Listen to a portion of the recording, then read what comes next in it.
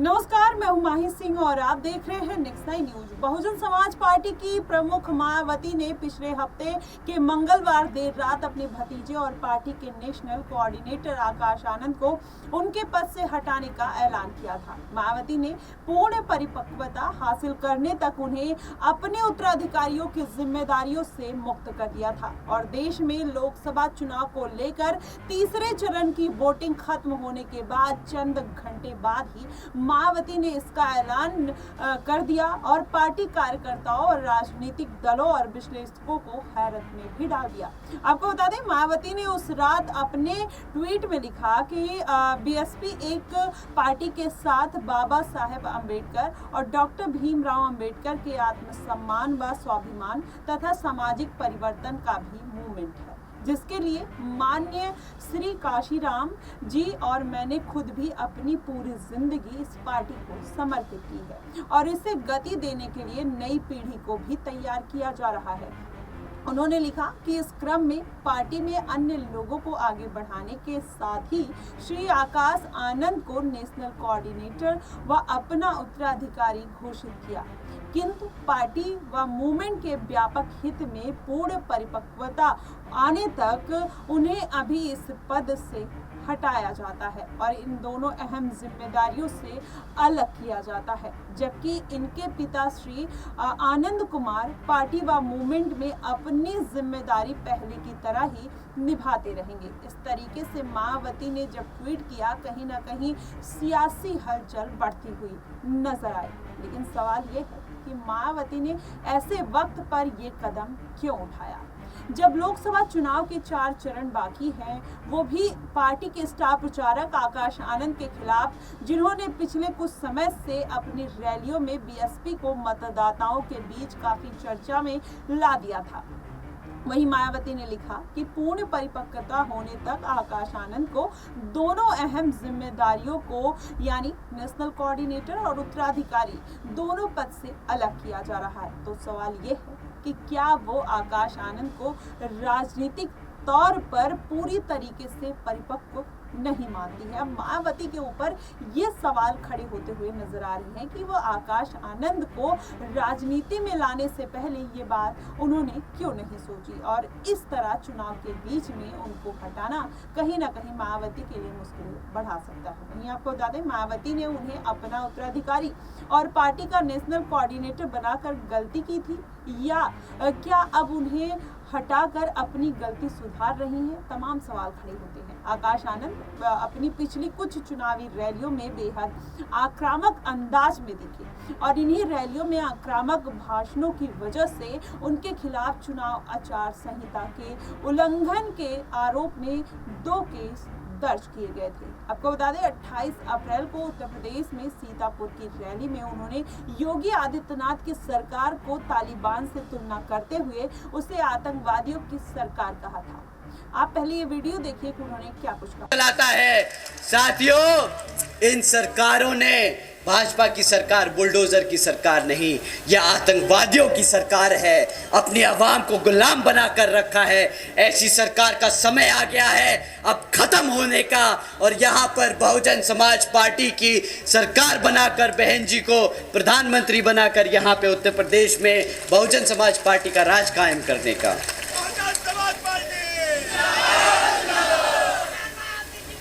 साथियों,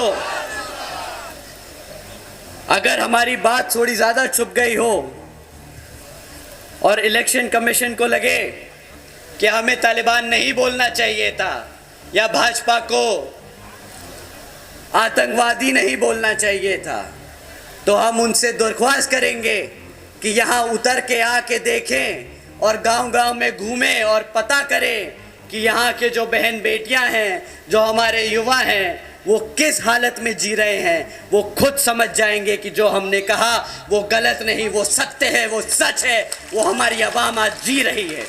देखा आपने। और इसके अलावा उन्होंने लोगों के साथ कहा था कि ऐसी सरकार को जूतों से जवाब दे। और इस आक्रामक भाषण पर मुकदमे के बाद आकाश आनंद 1 मई को औरैया और हमीरपुर की अपनी रैलियों को रद्द कर दिया था।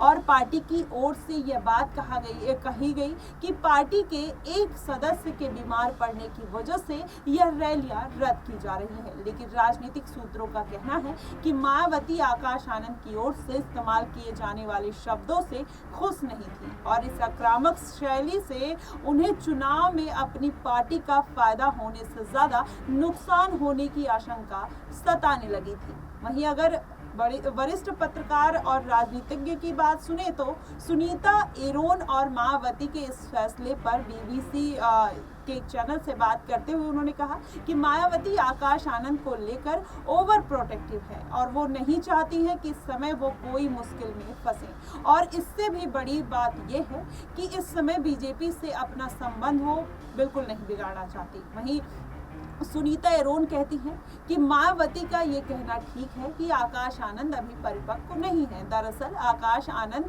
ने चुनाव के बीच कहना शुरू कर दिया था कि उनकी पार्टी चुनाव के बाद किसी से भी गठबंधन कर सकती है। मेरे ख्याल से उन्हें ऐसा नहीं कहना चाहिए था। वो कहती हैं कि ये ठीक है कि बीएसपी के संस्थापक काशीराम जी कहते थे कि अपने लोगों के हित में वो किसी के साथ भी जा सकते हैं, लेकिन वो एक सैद्धांतिक बात थी। लेकिन आकाश आनंद ने इस तरीके से कहा कि जैसे पार्टी की कोई विचारधारा ही नहीं है।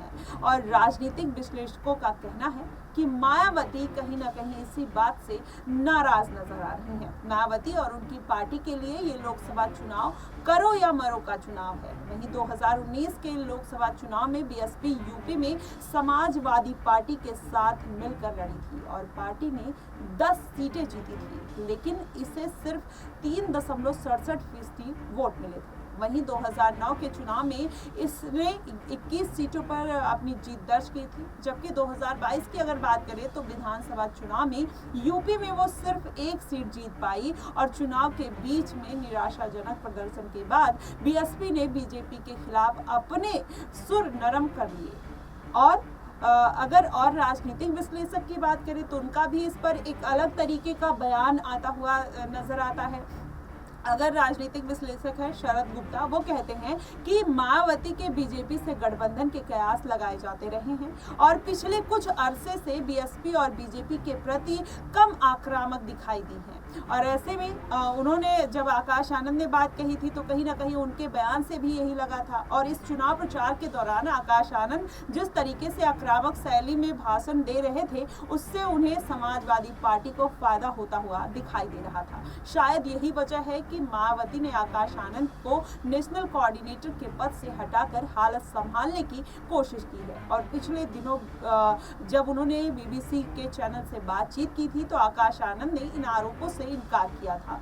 और बीएसपी बीजेपी की बी टीम है, लेकिन इस बात को लेकर उन्होंने साफ तौर पर इनकार जरूर किया था, लेकिन अभी भी अटकलें यही लगाई जाती हैं। वहीं आपको बता दें चुनाव के बाद बीजेपी के साथ जाने की संभावना से जुड़े सवाल पर उन्होंने ये भी कहा था कि बीएसपी का मकसद राजनीति सत्ता में अब आना है और इसके लिए पार्टी जो सही होगा वो करती हुई नजर आएगी। आकाश आनंद की चुनावी रैलियों ने पिछले कुछ दिनों खासी हलचल पैदा की है। वहीं बीएसपी की नज़र रखने वालों का कहना है कि रैलियों ने कम से कम यूपी में बीएसपी समर्थकों में एक नया जोश पैदा किया है। ऐसे में उन्हें नेशनल कोऑर्डिनेटर पद से हटाए जाने पर कहीं ना कहीं पार्टी के युवा मतदाता निराश महसूस कर रहे हैं। और इस तरीके की जो कवायद चल रही है कि आकाश आनंद के जो समर्थक थे कहीं ना कहीं भारी नुकसान उन्हें देखने को मिला। वहीं पार्टी के कुछ जो नेता हैं उन्होंने रिजाइन कर दिया क्योंकि वो आकाश आनंद को पार्टी से निकाले जाने पर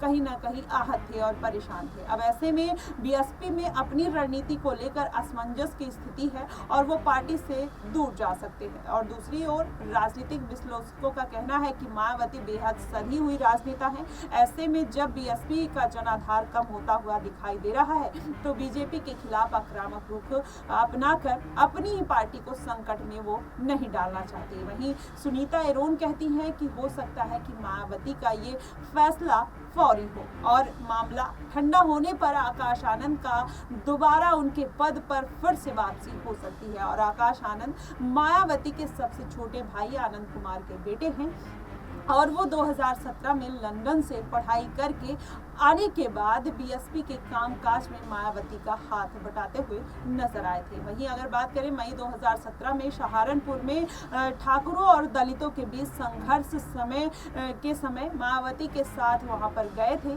और आकाश आनंद 2019 से पार्टी के नेशनल कोऑर्डिनेटर के तौर पर काम भी कर रहे थे, लेकिन मायावती ने उन्हें 2023 में पार्टी का नेशनल कोऑर्डिनेटर और उत्तराधिकारी भी घोषित कर दिया था और अपना राजनीतिक उत्तराधिकारी घोषित करने के साथ साथ राजनीतिक गतिविधियों में आकाश आनंद शामिल हो गए थे। और मायावती ने उन्हें यह सोचकर जिम्मेदारी दी थी कि युवा आकाश आनंद पार्टी के युवा कार्यकर्ताओं और नई पीढ़ियों द्वारा दलित नेतृत्व को उत्साहित कर सकेंगे।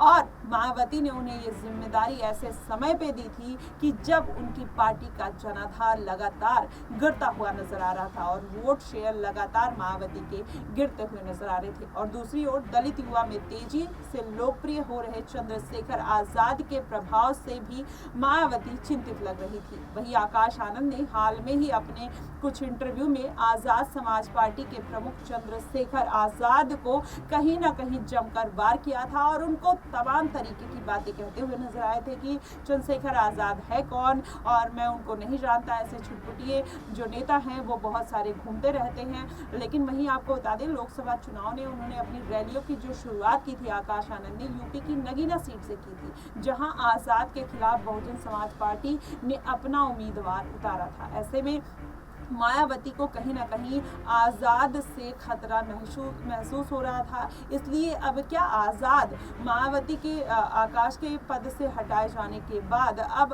चंद्रशेखर आज़ाद को अपने साथ लेने वाली हैं, इस तरीके की बातें निकलकर सामने आ रही है। फिलहाल आपको क्या लगता है कि मायावती अगर आज़ाद के साथ आ जाती हैं तो मायावती की पार्टी का जो रुख है वो किस तरफ जाता हुआ दिखाई देगा? आप हमें कमेंट बॉक्स में ज़रूर बताएगा। फिलहाल के लिए बस इतना ही। देश और दुनिया की तमाम खबरों के लिए हमारे साथ बने रहिए। नेक्स्ट